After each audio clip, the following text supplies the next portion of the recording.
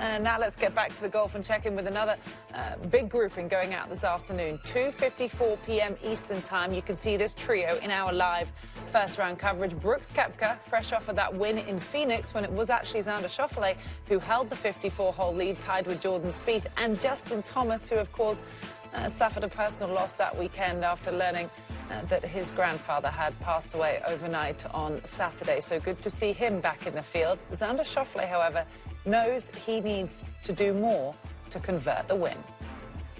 I think a little bit more self-belief. I keep putting myself in the situation. I haven't had a whole lot of success on Sundays recently. So overall, I think my scoring average on Sunday isn't bad. I think since I've been in contention, it's not as good as it normally is. I kind of shoot above my average. So just some mental adjustments and getting comfortable in that position. And I think the key to that is just a little bit more self-belief in the process and what I'm doing, and we should be good to go.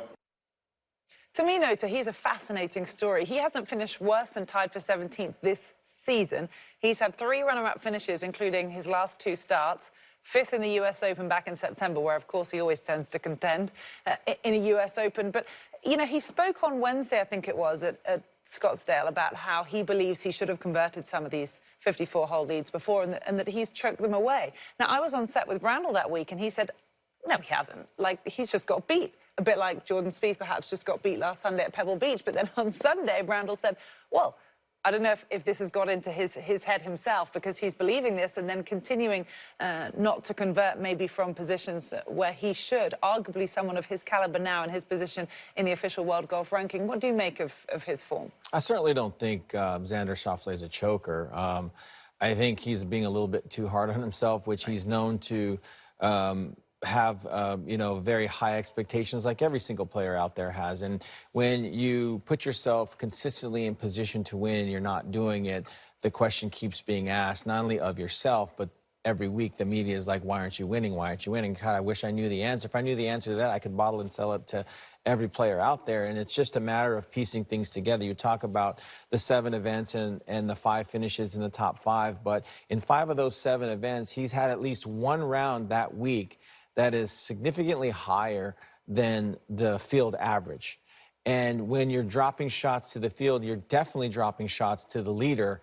And so that's sort of one thing that he needs to clean up. It's one particular round. He talked about final round. It's not necessarily the final round. In a handful of those events, his final round performance has been great. He did have a final round slip up at the Waste Management Open, which led to opening the door. I think both him and Spieth kind of kicked it into neutral. Spieth coming off that 61 on Saturday, and Xander hoping to win his first event in quite some time.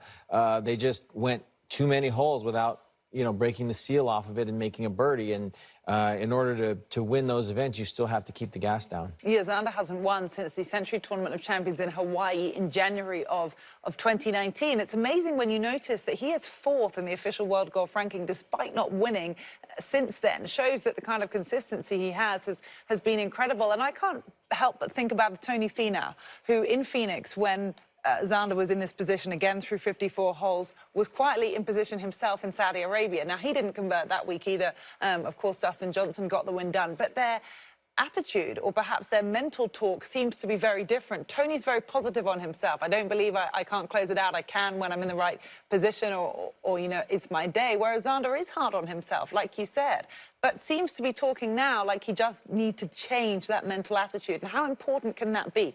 Technical, physical swing aside, the mental attitude that you bring on Thursday morning. Well, I promise you, Tony's getting a little bit of a reprieve right now, because everybody's asking Xander why he can't win, so they're not asking Tony why he's unable to post a win since his first win down in Puerto Rico. And it again, that is the key ingredient in anything. You know, if you're looking for the X factor, it is that emotional, it's that mental ability of these players at the highest level to differentiate themselves from each other and from the rest of the field in key moments. Who has the ability to stay calm, keep their swing in sync, and make the right decisions at the right time. We see players make mistakes every single Sunday, and the one that's able to keep it together the longest is usually the one that perseveres. And I think that's all Xander is really needing to do. His statistics are wonderful. He's driving it better than he has in quite some time in terms of his performance at Waste Management. And I think that was sort of the missing ingredient. I think he's going to sort of see himself at the top of this particular leaderboard again, simply because the course is very demanding. Also worth pointing out to the viewers that although it didn't count as an official PGA Tour win, he did actually have the low gross score at the Tour Championship. So world ranking-wise, that kind of counted as a win. Xander picked up the most world ranking points in the field that week, and it was obviously a loaded field at the Tour Championship. So part of the reason why he's now so high, number 4.